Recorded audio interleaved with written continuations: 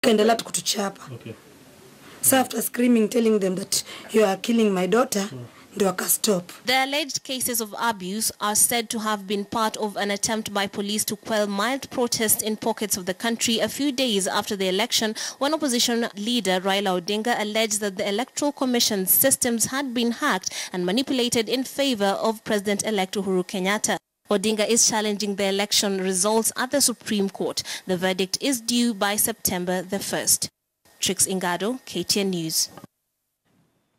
So that story by Trix Ingado, they're breaking down a report that was done earlier, but to have this conversation with me this morning is Otieno Namwaya, who is part of the Human Rights Watch. Welcome, sir, and thank you for joining us this morning. Maybe just break down for us the figures and the numbers of this particular report and when it was done. Because there's a contention with figures, but maybe you can start by breaking down the report. First of all, when the elections were happening, and soon after that, when the violence started, we were in Kisumu, and we were following up the events there. We talked to nearly everybody who was involved, the protesters, the organizers, the police officers, the hospital staff, county staff.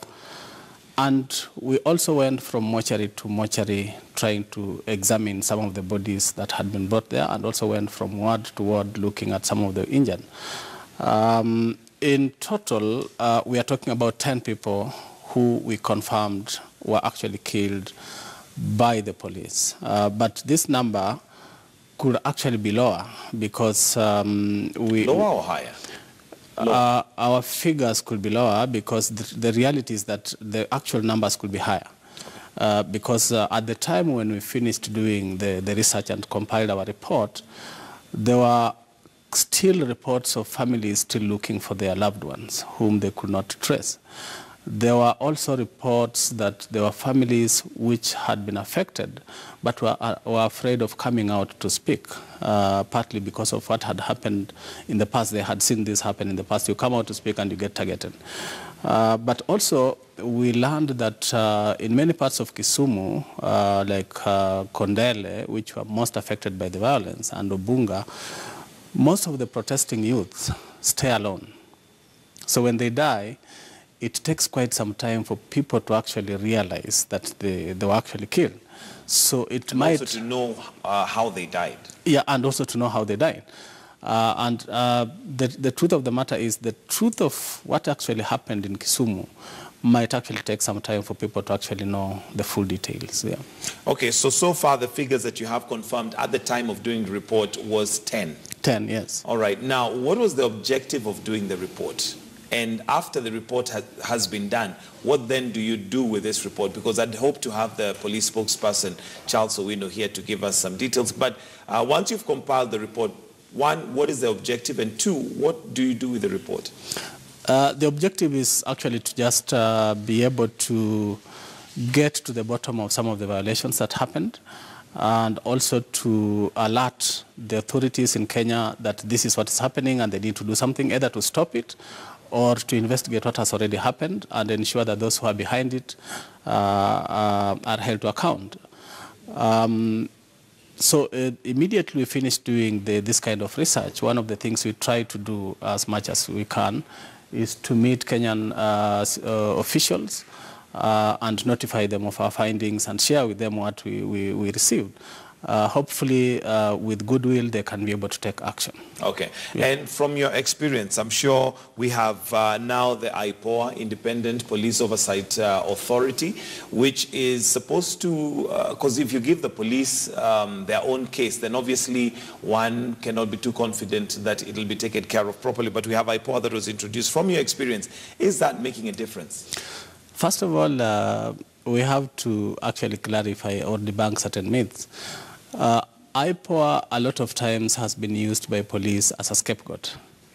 Even where the deaths are speculated to have been caused by police, the preliminary investigations are supposed to be done by the police.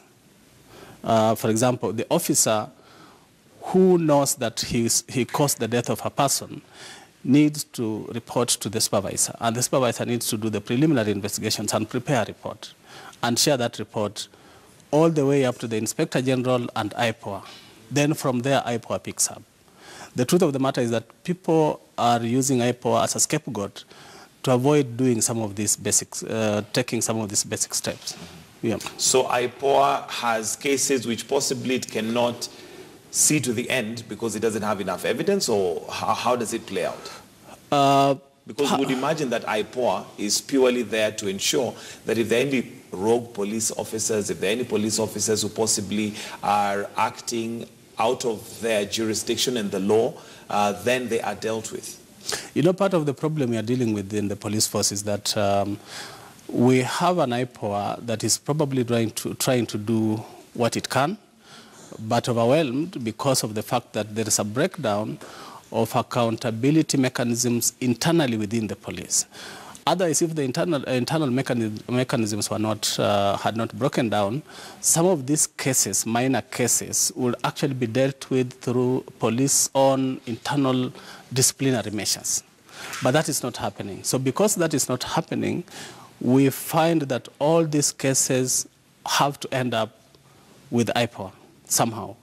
Otherwise, they should not be ending up with IPOA. IPOA should only be dealing with the cases that ordinarily, even internally within the police, they feel that if they deal with the cases internally, the evidence is going to be compromised, or certain witnesses are going to be afraid to speak, or the evidence is going to be, in a way, tampered with. I mean, let's call a spade a spade. The reason why we have IPOA is because the internal mechanisms are not working. Ideally, there should even be no IPOA because, I mean, if the internal mechanisms are working, any police officer working against the law is already there to deal with them. But IPOA is there as a buffer, let's say, because the internal mechanisms are not working. But that was the main reason why there were police reforms. Part of the police reforms were to ensure that internally we have something called Internal Affairs Unit, which actually was set up, and it was supposed to complement the work of IPOA. And then the National Police Service Commission was also supposed to ensure that certain disciplinary measures are undertaken on a regular basis within the police. The problem is that this is not happening. And therefore, IPOA ends up being saddled with lots of these cases, some of which they cannot be able to marshal up enough evidence. Organizations such as Human Rights Watch, what they do, we don't do criminal investigations. We do document human rights violations. Right. After that, after our report that we put out to show that this is the pattern of human rights violations that happened, then institutions such as the police and IPOA and the rest need now to take up from there and do criminal investigations and prosecute individuals who are involved.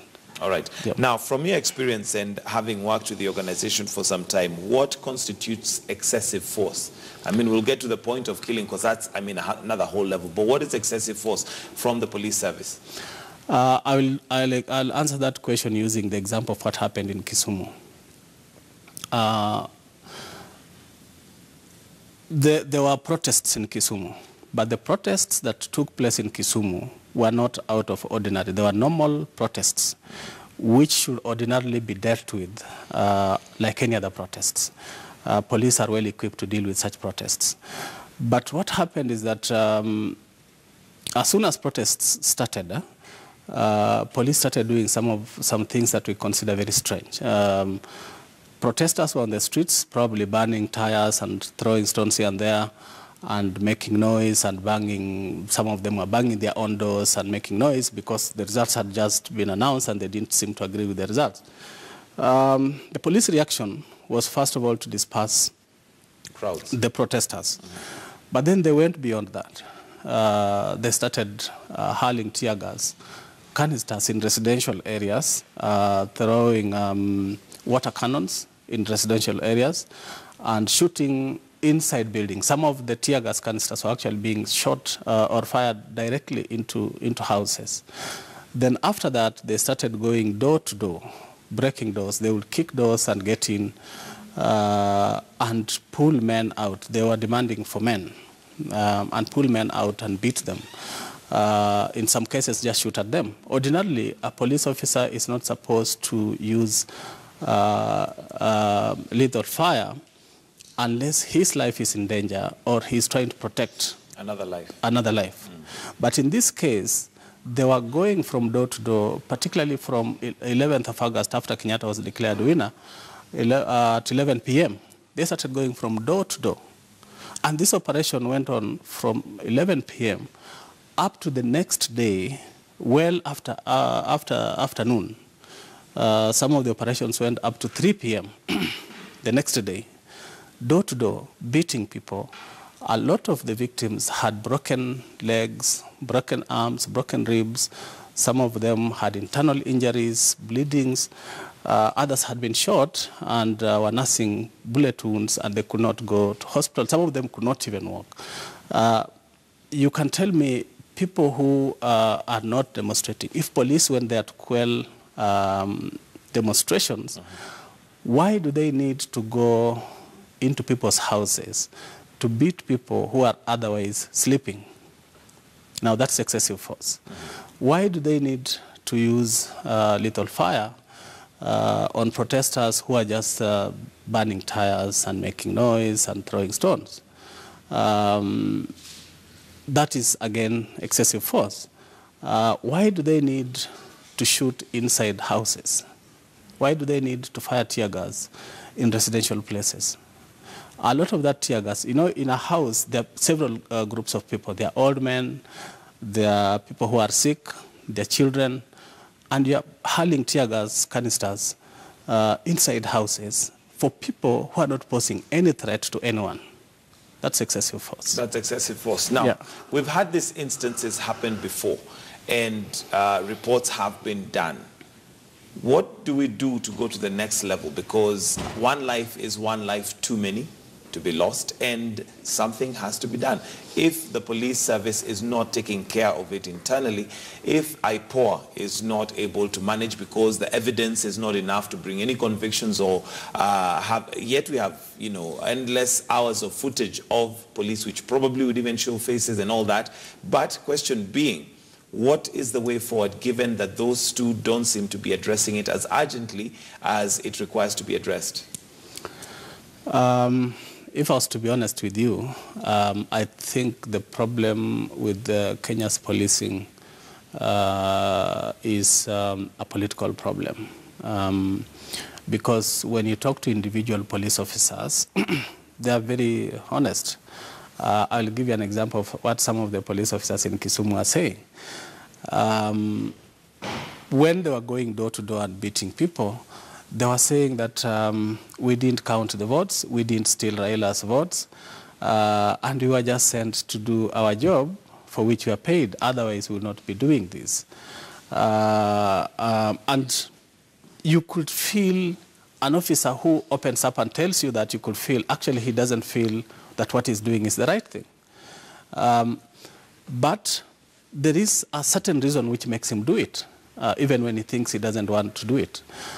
And until that reason, which is a political reason, I think, until it's addressed, I don't think it's going to be easy to even be able to get to the bottom of Kenya's lack of accountability for police abuses across the country.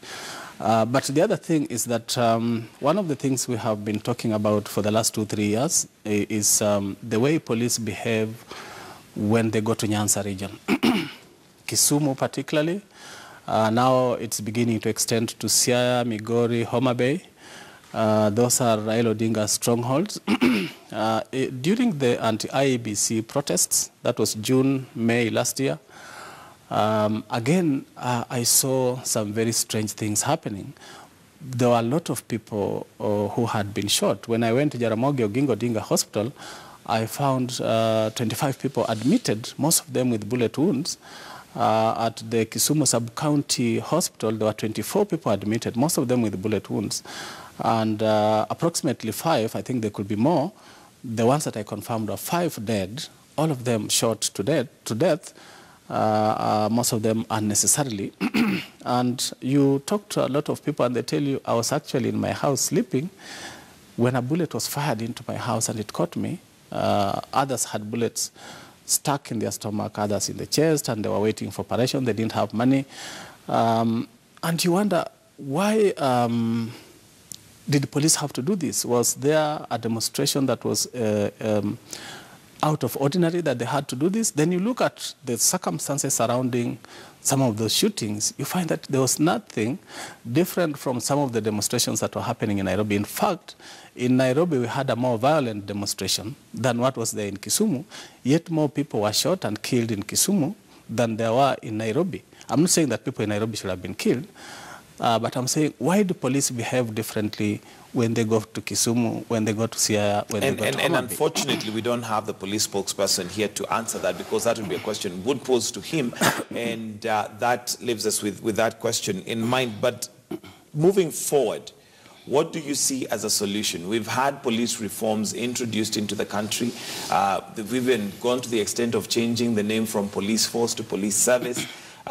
Do you think those are avenues that possibly are making a positive impact, and maybe if pushed further can see us where we need to be, or do we need a drastic change?